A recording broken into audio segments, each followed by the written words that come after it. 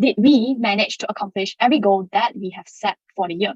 I've seen like some of you saying that you didn't achieve your previous goals. Well, some of you might have achieved it, but I'm not sure. What about this year? Yeah, well, some of you might say, yeah, you are a dedicated person. You do what you say and you always keep promises that you have made, especially the ones to yourself. For those who actually manage to accomplish the goals that they've set. Yeah, but saying so and having everything well planned is way much easier than actually executing it. Am I right? Just like what you guys have said, you basically have set a goal that you wanted to read 50 pages per day, but you can't really execute it, right?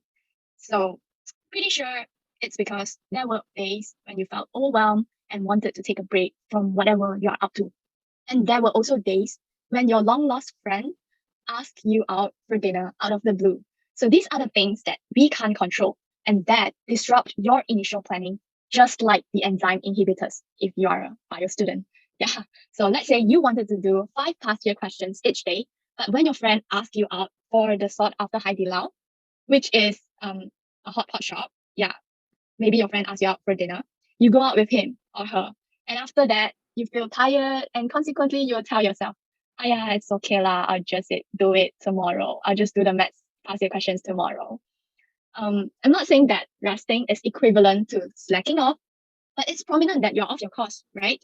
The course that navigates you to accomplishing your main priorities. Well, my intention here is not to scare you off or whatever you can think of, but to let you understand that New Year's resolution failure is a common phenomenon, and that you have to understand the problem that we are dealing with to better counteract it. So let us look into this issue thoroughly, step by step, and decipher the code to self-improvement. Let's improve ourselves in 2022. Yeah.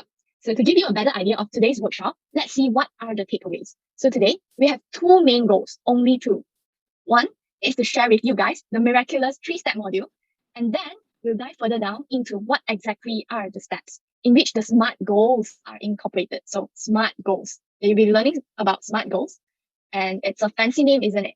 Hope you get smarter after learning the goals. But anyways, you'll be able to master 3 steps to make a New Year's resolution. Next, you'll be able to follow SMART steps to set the goals. So these are the 2 main things that we hope you guys will achieve after this workshop. Hope this gives a clearer picture to y'all on what is going to happen for the next about 50 minutes. Yeah. All right then, buckle in and we're gonna proceed to the introduction part. So what is New Year's resolution? Now, this is a simple question and I'm sure everyone knows the answer to it, but let's just go through a little bit. All right, based on the Google definition, which is the most unreliable source in the earth, a New Year's resolution is a firm decision made on New Year's Eve or New Year's Day to do or refrain from doing something over the course of the coming year. So the main goal here is to improve your life, but specifically, how are we going to do so?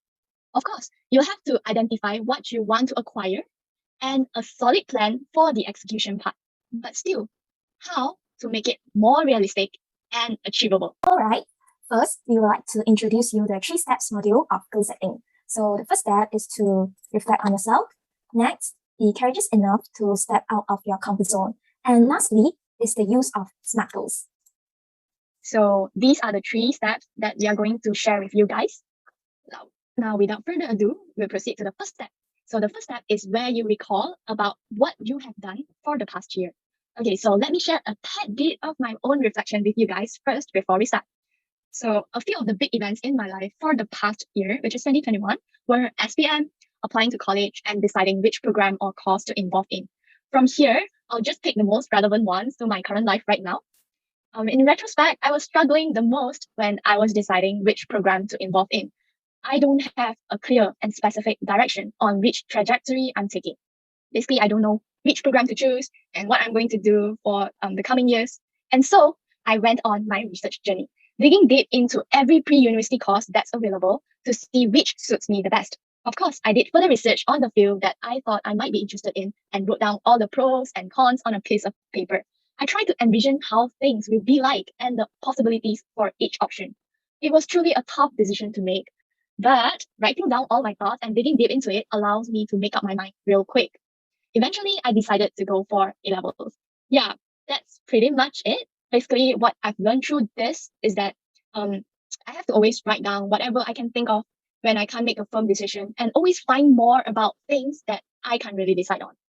I eventually realized that when I know in detail about things that I initially unsure of, I will clear my own doubts and make the best decision out of it. Now, here comes the part where we will be guiding you to write your own reflection. So basically, I've shared my reflection just now. Now it's your turn. So first thing first, we would like to share about this small steps to do your own reflection. So the first one is to list down the big events that have happened throughout the year. Remember the reflection I shared just now?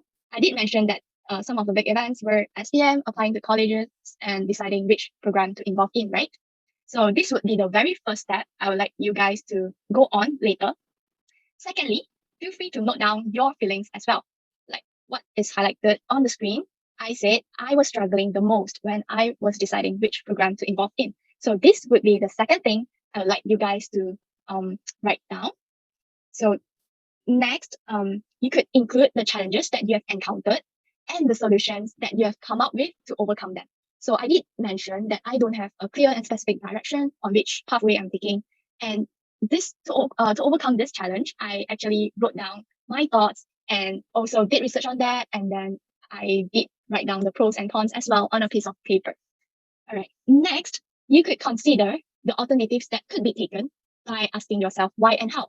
So all I did is to do more research and write down on a piece of paper to kind of visualize it. But you can actually think of what are the other ways that I could have taken if I'm not doing this to make it more better, to make it better. Yeah. So since I don't have any, I'll skip this part and I just wrote about my takeaways from that particular experience, which is I have to write down whatever is running in my mind at that particular time when I'm not sure about what's going to happen or what decision I should make. Yeah, that's basically what I've learned through this particular experience. So actually, by doing reflection, I get to learn more about myself, and eventually, I guess it will improve myself, make improvements on myself. Yeah. In short, you have to give your brain an opportunity to pause in the chaos, untangle and sort through observations and experiences, consider multiple possible interpretations, and create meaning. Because this meaning will become learning, which can then inform future mindsets and actions. The common ground here actually depicts your comfort zone where you have no issues in dealing with it that you won't even pant while going through because it's just so easy for you. Whereas the uphill is different. It's the part where you have to go against gravity, just like how you're going to overcome your weaknesses because you don't have the propensity for it. But remember, practice makes progress. By doing something you're not good at repeatedly, you will eventually grasp the crux of it and perform better over time. So now that you understand the whys, what about the hows? How are you going to do so? Essentially, as we grow older, we tend to avoid mistakes and things that we are not familiar with just because we often think that it's shameful to expose our shortcomings in front of others. You think that you will be seen as a degenerate, basically, you'll be seen as you're weak or so. But the fact is, no one actually pays that much attention to you. And basically, it's our hypersensitivity that puts ourselves under the spotlight, assuming that we are the center of attention. Now, you might say, well, that's not the case for everyone. There are still times that this would happen. Not to mention the minor imperfections that others have manifested when you can't even recall the things that you have done. Long and short of it is that you have to give yourself the courage by understanding that life is yours and no one cares that much about how you are living your life. In the end, you are the one steering the wheel. You are the one living it. You decide who you want to be and how you want to live. So what we are trying to tell you is that be more courageous and do whatever things that you want to do and set whatever goals you want to achieve in 2022. Be a better self. And I guess I'll pass this to Xiaoting to share with you about the third step for today's workshop. Yeah, Xiaoting, the floor is yours. Okay, thank you, Sri. So following is the use of SMART goals. So what is SMART? SMART is actually an acronym that you can use to guide your goal setting. It stands for specific, measurable, achievable, relevant, and time-bound. So the first step in creating an attainable goal is to get specific with how you describe it. Your resolution should be well-defined, clear, and unambiguous. So goals that are specific are more likely to be achieved as the more you narrow down your goal, the more you will understand the steps required to achieve it. So how do you know if your goal is specific enough or not? So ask questions such as, who is involved in this goal? What will be accomplished? And what steps need to be taken to achieve it? So for example, a normal goal is to improve the grade in English. So this goal is not wrong, but it is too broad to actually motivate you to act on it. So you need to describe it more specifically so that you can know what to do next. So which grade do you wish to get? A B or even an A? So a specific goal here is to get an A in English in the final exam. So after setting a specific goal, it is time to evaluate how you will take action to measure it. So a SMART goal must have criteria for measuring progress. Clear and quantitative data indicators will help you better evaluate the progress and completion of the goals. So ask questions such as how many or how much, how will you track your progress, and how will you know the goal has been accomplished? Like what evidence will prove you are making progress toward the goal? So for instance, a normal goal is to improve their reading skills. So how do you know your reading skills have improved?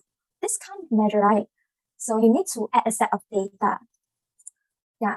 So by counting books that you have read and reading notes that you have written, so you can easily measure your progress. After setting a specific and measurable goal, consider whether your goal is achievable. Yes, your goal needs to be realistic and attainable to be successful. This does not mean that you can't have big stretch goals, but an unachievable goal will leave you frustrated and discouraged from the start. You will give up without even trying. So in other words, the goal should stretch your abilities, but still remain possible to be achieved. So the goal is meant to inspire your motivation, but not discouragement. Think about, is the goal realistic? Can you afford to do it? Do you have the skills and capabilities to achieve the goal? If not, how can you gain them? So, for example, a person's goal is to lose 20 kg in a month. But this is impossible, right? You might say he can take diet pills and go on a stronger hungers, right? So, okay, this might help him to lose some weight. But is it possible to lose 20 kg in a month? Obviously, no, right? This unachievable goal will make him feel discouraged and he won't even try. So this goal should be modified into an achievable goal. Okay, I'm going to lose 2 kg every week by eating a healthy meal. So losing 2 kg a week is not outside the realm of possibility. A realistic and achievable goal will encourage him to keep working toward it more. So what's now? Okay, so now consider whether or not the goals are relevant. Ensure that your New Year's goal aligns with who you want to be and your interests. So ask yourself, is there a need for it? Is this the right time? Is this goal aligned with your values? And why is the goal important to you? Like, why are you setting the goal that you are setting? Yeah, so for example, a normal goal is to be a better student. But what is the reason for achieving this goal? So the reason here is to get a scholarship. Like, as you can see, by stating a reason, the goal can be easily modified into a relevant goal. Yeah. Of course, this goal should then be further modified into a SMART goal. Yeah. So let's proceed to the last step. The last step is to set a timeline for your goal. It is important to have a deadline for your goal so that you can focus on them and work towards them. If the goal is not time constrained, there will be no sense of urgency. Therefore, there will be less motivation to achieve this goal. So in addition, your timeline should be realistic and allow you to make adjustment to your goals. Yeah. So ask yourself, does your goal have a deadline? And by when do you want to achieve your goal? Yeah. So for instance, a person wants to participate in a poem writing contest that is due next week. So do you think he can achieve his goal? For me, I think he can't, as he did not set a deadline for this goal. So he probably will forget about this contest and maybe one day he suddenly remembered this. But by that time, everything is too late. So by adding a timeline for the goal, the goal is modified into a time-bound goal, and he has a bigger chance to achieve this goal. So here are the 3 steps. So knowing how to set your goals and how to execute your plan is of course crucial for the betterment of your life, but the way you look at it is equally important too. So therefore, here's a tip for you guys. Do not ever be restrained by the plans you have made earlier. Just chill and be more flexible with it. Why so? Because life is full of uncertainties and you will never know what will bump into you tomorrow. So it might be a friend's invitation for dinner or just you sleeping in, power outage, etc. Yeah, so since we can't control the way things go, we control the way we think of it. Instead of drowning in guilt owing to not completing your to-do list, try to adjust your plan and make use of what is available. By adapting to whatever situation you are in, you are more likely to embrace your flaws and less likely to experience burnout. So in the long run, you will get to wherever you are meant to be.